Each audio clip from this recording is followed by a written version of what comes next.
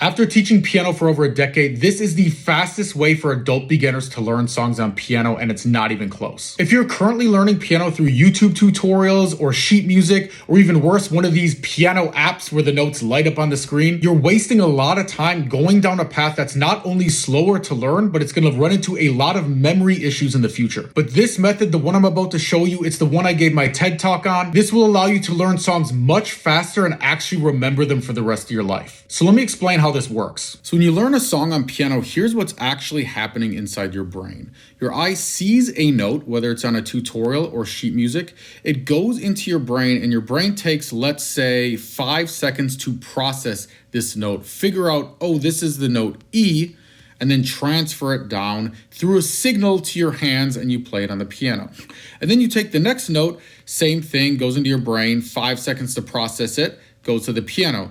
And the next note, and the next note, and you keep repeating this process for all the notes on the page. Now, of course, the big problem with this is if it takes 5 seconds to process each note, you're never going to be able to play a song because you can't process all of these notes fast enough. So we have 2 ways to fix this problem. The first way is very intuitive and it seems right, but it's going to lead to a lot of problems in the future. And way number 2 is not intuitive, but once you learn this way, you'll learn much faster and you'll actually remember songs much longer. So first, let's talk about method number 1. So what most beginners think is, hey, if it takes me 5 seconds to process each note, well, what I'm going to do is I'm going to practice these notes on day 1, and then the next day, it'll only take my brain 4 seconds to learn all these notes because I've practiced the day before. And you practice again, and then the next day it's only going to take 3 seconds, and then the next day 2 seconds, and then the next day it's only going to take 1 second for each of these notes. And now finally I can get these notes fast enough to the piano. I can play the song and I think I'm happy. But this is actually a very bad way to learn, because even though it seems logical at first, you're going to run into a couple big problems. First problem, it takes forever to learn songs this way because you have to learn each and every individual note. You know, it kind of feels like you're swimming through molasses as you're trying to learn these songs. Number 2, it's going to lead to a lot of memory issues in the future, because when you're memorizing thousands of notes and packing them into your brain, when you learn song 3, 4, 5, what happens is you go back to your first song and you realize you no longer have it memorized because now your brain is confused with all the notes from songs 4, 5, and 6. And the more songs you learn, the harder it is to remember the earlier songs. The third big problem is every song you'll have to start from scratch, meaning you go back to the 5 seconds and you have to process a whole new set of notes, and you're never going to speed up the process of learning songs faster. And number 4, and this is the big one, you will have no musical freedom. Now, we've all seen this type of piano player, right? There's 2 types of piano players.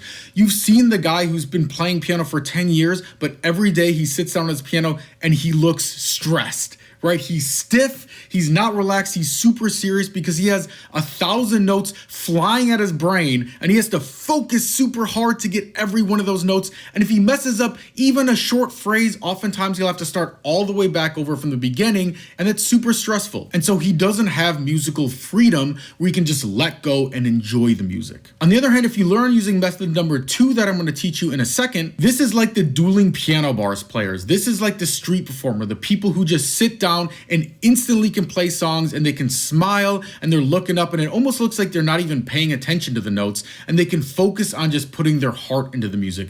That's what you get if you learn using method number 2. All right, so method number 2 here, this is what professional piano players use, and they decide to work smarter, not harder.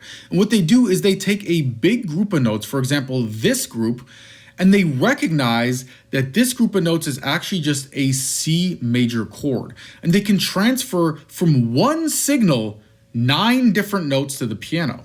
And you can do this with a lot of groups. For example, this big group of notes right here is simply an A minor chord. And they can transfer all of these notes at once to the piano. And what's even better is instead of having a processing speed of 5 seconds, you actually instantly start with a processing speed of 1 second. And here's why. Because C chords and A minor chords are very common in music, this professional player has played a C chord in probably 20 different songs. So he already knows the C chord. So the C chord is already down to 1 second processing power. So instantly all these notes can go to the piano, and it frees up his mind to focus on the other notes, as well as just putting his emotion into the song, as well as connecting with the audience, those kind of things. And so not only is this a better way to learn, but as sheet music gets more and more complex, it's the only way to learn to read sheet music fast enough. Otherwise, you're gonna have a billion notes flying at you at once. All right, so next up, we're gonna sit down at the piano, and I'm actually gonna show you how to learn this exact song using method number 2. But first, I wanna point out that you've actually already gone through this process in your life before, and you probably don't even know it. So when you read a book, right, imagine using method number 1 and taking one letter at a time and then processing every single letter. Would you ever be able to read a book that way? No, of course not. It would take forever, right, to process every single letter here. So instead, of course, what we do is we say, hey, let's use method number 2 and let's group together all these letters and just recognize this entire word at once, and then recognize this entire word at once. And actually, studies show that our brains can actually recognize multiple words at once and even entire phrases at once, and it makes it fast enough so we're actually able to read. But guess what? Piano works the same way. So why are so many piano players trying to learn this one letter at a time BS when they could be memorizing entire words at a time, and it's much, much easier? So now let's actually learn this on the piano. So this is a section of the song Someone You Loved by Louis Capaldi. So first, I'm gonna play it as written so you know what it sounds like, and then I'm gonna show you how to learn it faster, and you'll actually be able to remember it longer. So here's as written.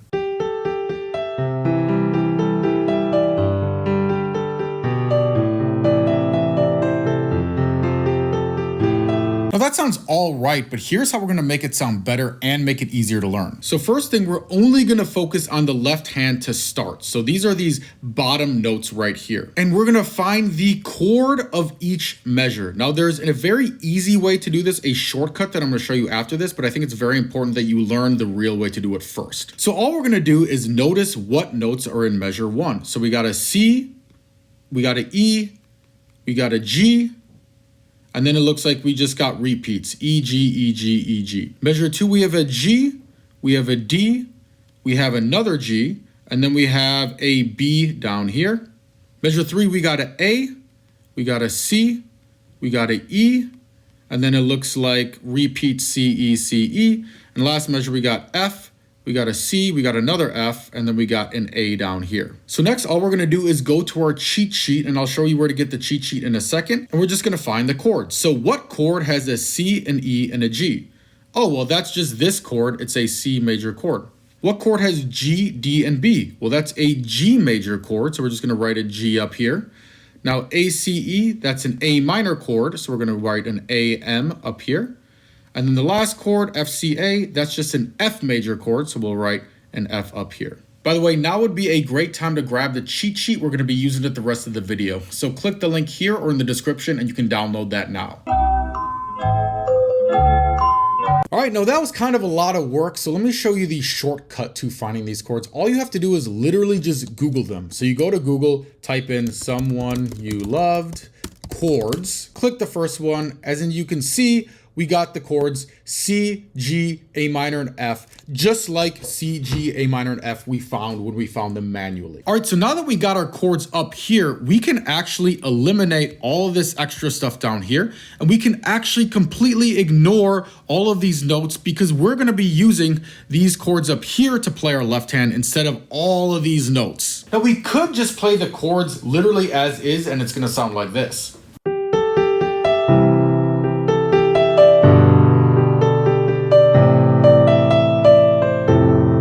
But of course, we want to make it sound cooler than that, so we're going to add a pattern.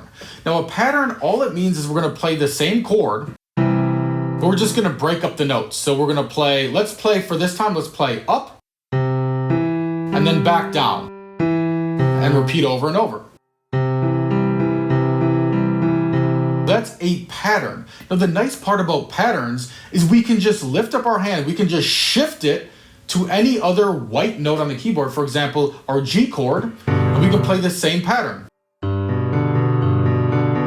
And same thing with our A chord and our F chord.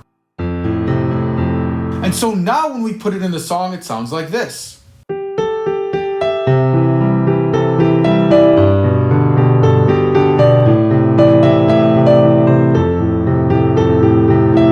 Now you might be thinking, wait, Zach, that was a lot of work, right? Wasn't that just as complicated as just learning the song the normal way? Well, it might seem like that at first, but there's two reasons why this method is way better. Number one, even though I'm playing a lot of notes, my brain is really just memorizing one pattern, and then it's just shifting it to the other chord, so it's much easier for your brain to handle. And number two, and this is the important part, is we can actually reuse this same left hand that we just learned in the next song we play. So once you know them, you can copy and paste them and use them over and over and over. For example, let's say we're playing Let It Be by the Beatles. Notice my left hand, it's going to be the exact same left hand that I just played for the last song.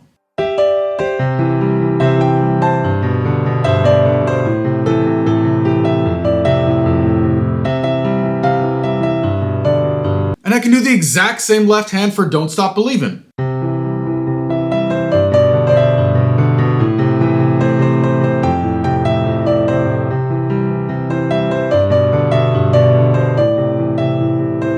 So once you learn a left-hand pattern, you have it forever and you can copy and paste it to hundreds of different songs. And guess what? Even if the song has different chords, it's not a big deal. You just Google the chords and then you just put the same patterns over the new chords. So for example, if you Google the chords to Just the Way You Are, it'll be G major, E minor, C major, and back to G major. And we play our pattern, and now you can play Just the Way You Are for the left hand.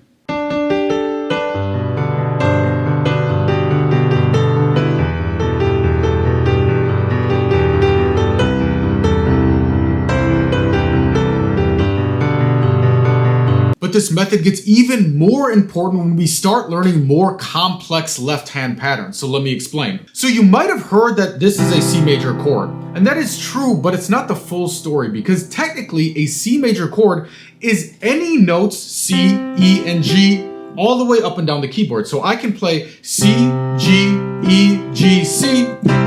That's a C major chord. Or G, E, C, E, C. That's a C major chord too. As long as it's the notes C, E, and G in any order, that's a C major chord. So now we can make more advanced left-hand patterns. So let me show you a really cool intermediate pattern. So for a C major chord, any notes C, G, and E. So we're gonna do C, G, C, G, E, G, C, G. When it's sped up, it sounds like this. And of course, because I'm using a pattern, I can shift this to any white note on the keyboard, and it's always gonna sound good.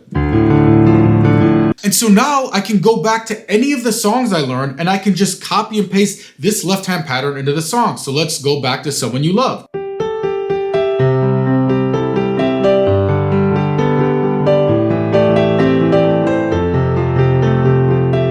And so at this point, you might be getting pretty excited because you kind of realize, oh, once I learn a left-hand pattern, even if it's complicated and it takes a long time to learn, it's worth it because I can reuse it in a bunch of different songs. For example, if you've seen my street performer videos, you probably recognize this complicated left-hand pattern because I use it in a bunch of different songs. So that's 12 notes, but it's kind of complex. Took me probably 2 weeks to learn, but now I copy and paste it everywhere. I mean, I've used it in Hallelujah.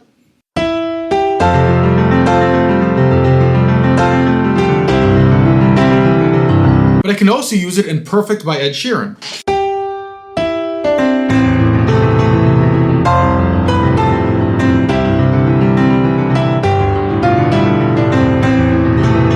So what you do is you build up more and more left-hand patterns until you have this whole toolbox that you can just take a left-hand pattern and plop it in a song and instantly know it without any extra practice. And what's even cooler is you actually start to realize that every left-hand pattern creates a certain emotion, right? So the one that we learned before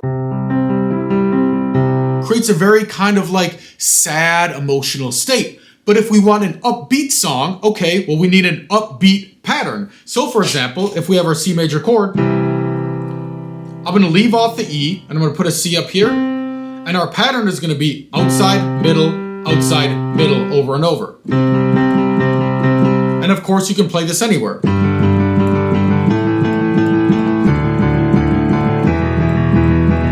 So now if I want an upbeat song, like the song Beat It by Michael Jackson, I find the chords, I take this pattern out of my toolbox because I've already learned this pattern, and now I can play the whole left hand.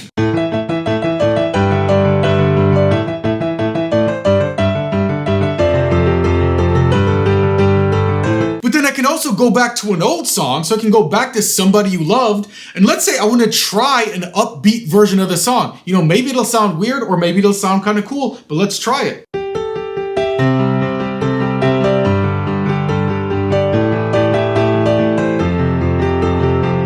I actually think it sounds kind of cool, but it gets even more powerful because what you can do is when you build the story arc of a song, you can use different left-hand patterns to create different emotional spikes. For example, if I'm playing Michael Jackson Beat It, I might not want to start off full power. I might want to start slow and emotional and then slowly build to full power so I can get the audience that emotional release that they're looking for. So I might start off with that emotional pattern we learned before, and I'll just implement it into the song Beat It.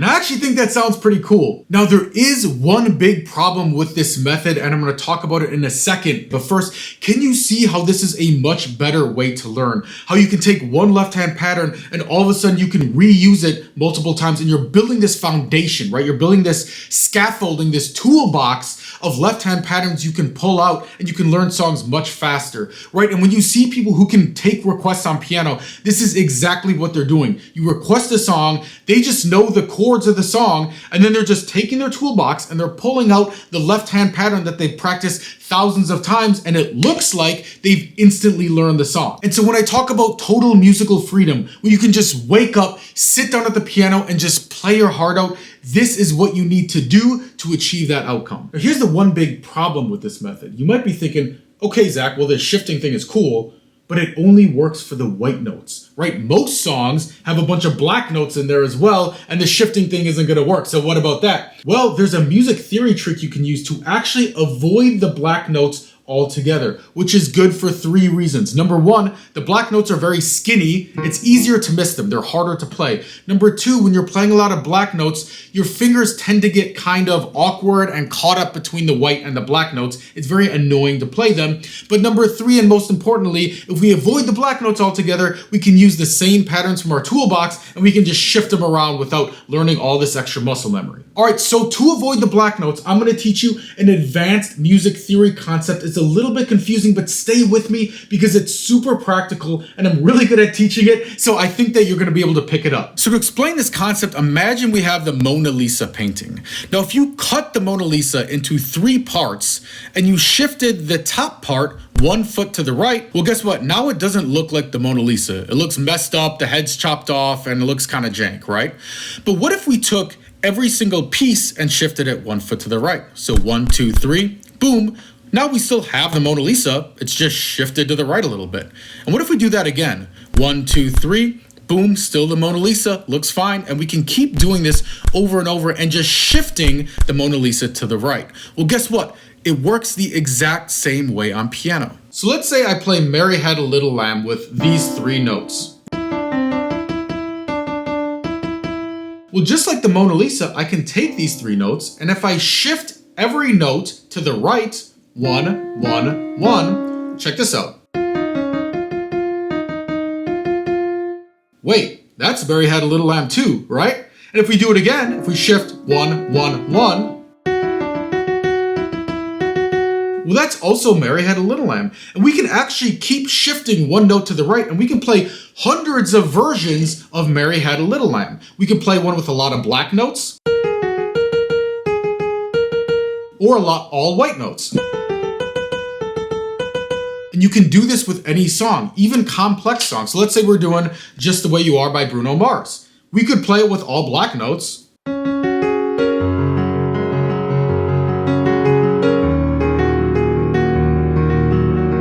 Or we could say, hey, let's work smarter, not harder. Let's shift all the notes so we only have to play the white notes.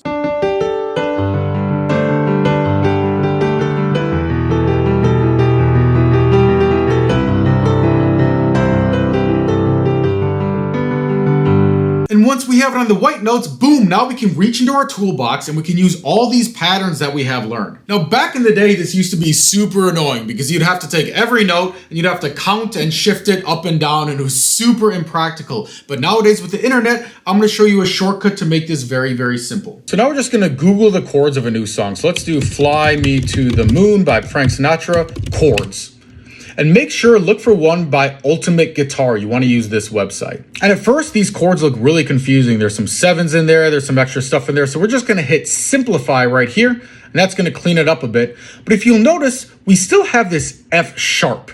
And a sharp means we're going to play a black note. And remember, we don't want to play any black notes. So this transpose button up here, what this does is if you hit plus, it's going to do what we just did with Mary Had a Little Lamb. It's going to shift all of the chords one note to the right. And if I press it, you'll notice the chords change. If I press it again, it goes another note to the right. And we can keep doing that, or we can shift them to the left with the minus sign. So we want to find a version that doesn't have black notes, right? Remember, we're trying to avoid the black notes. So this version has a lot of sharps. So let's just hit the minus. This version has some sharps. This version has this F sharp. Let's keep going. This version has sharps. Oh, here we go. Look at this version. All of these chords are going to be white note only. We got A minor, D minor, G, C. So let's put these on the piano and see how it sounds. So our chords are A minor, D minor, G, and C. And now we have the left hand learned for. And of course we could add a cool jazzy pattern in there and it might sound like this.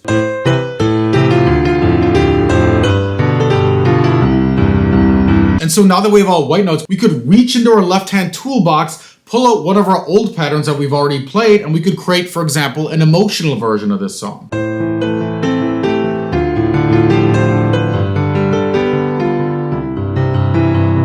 And you can be creative and do whatever you want with it. Now, one important caveat to this, there are some songs that use something called borrowed chords. I'm not going to get into the music theory behind it, but basically, there are some songs where no matter where you shift it, there's always going to be at least one black note. But even if that's the case, it's usually only one or maybe two black notes, so it's not a big deal to play most of your patterns, and then every so often you'd have to learn a black note here and there. So now you might be thinking, okay, Zach, but what about the right hand? How do I fit this all into a system that works? So I have a free online course that'll teach you all this stuff, plus the systematic way to actually drill these chords and patterns into your muscle memory step by step and get that total musical freedom where you can just play and let go and just enjoy the music. You could find that in the link here or in the description, and I'll see you in the next video.